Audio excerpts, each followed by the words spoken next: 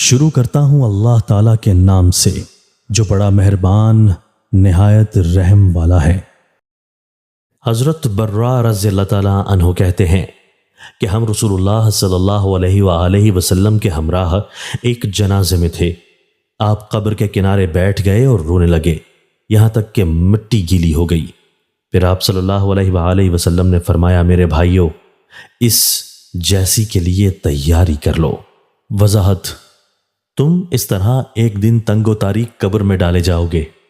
نہ کوئی یار ہوگا نہ مددگار، نئی راہ اور راہ بتانے والا کوئی نہیں، نہ رفیق، صرف اپنے نیک اعمال رفیق ہوں گے، باقی سب چھٹ جائیں گے، مال متاع آل و اولاد وغیرہ سب یہیں رہ جائیں گے، اور مرنے کے بعد تم کو مٹی میں دبا کے لوٹ کر عیش کریں گے۔ جب یہ حال ہے تو تم ان کی محبت میں اللہ تعالیٰ کو مت بھولو، نیک اعمال کو ہرگز نہ چھوڑو،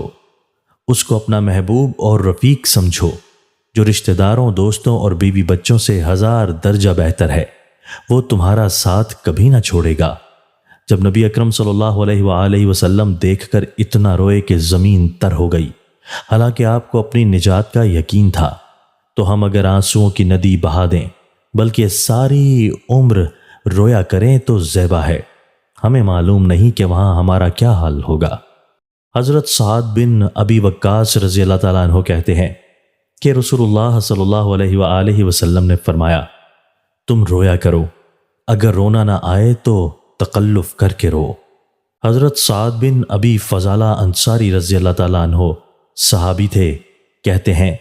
کہ رسول اللہ صلی اللہ علیہ وآلہ وسلم نے فرمایا، جب اللہ تعالیٰ قیامت کے دن اگلوں اور پچھلوں کو جمع کرے گا، اس دن جس میں کوئی شک نہیں ہے، تو ایک پکارنے والا پکارے گا کہ جس نے کوئی کام اللہ تعالیٰ کے لیے کیا اور اس میں کسی کو شریک کیا تو وہ اپنا بدلہ شرکا سے طلب کرے، کیونکہ اللہ تعالیٰ تمام شریکوں کی شرکت سے بے نیاز ہے۔ حضرت معاویہ بن ابی سفیان رضی اللہ تعالیٰ عنہ کہتے ہیں کہ میں نے رسول اللہ صلی اللہ علیہ وآلہ وسلم کو فرماتے ہوئے سنا، اعمال برتن کی طرح ہیں، جب اس میں نیچے اچھا ہوگا تو اوپر بھی اچھا ہوگا، اور جب نیچے خراب ہوگا تو اوپر بھی خراب ہوگا۔ وضاحت: پس جو اعمال خلوص اور صدق کے دل سے کیے جائیں ان کی تاثیر آدمی پر پڑتی ہے، اور لوگ خامخواہ ایسے شخص کو اچھا سمجھتے ہیں، لیکن جو اعمال ریا کی نیت سے کیے جائیں گے اس کے کرنے والے پر نور نہیں ہوتا، اور تامل سے اس کا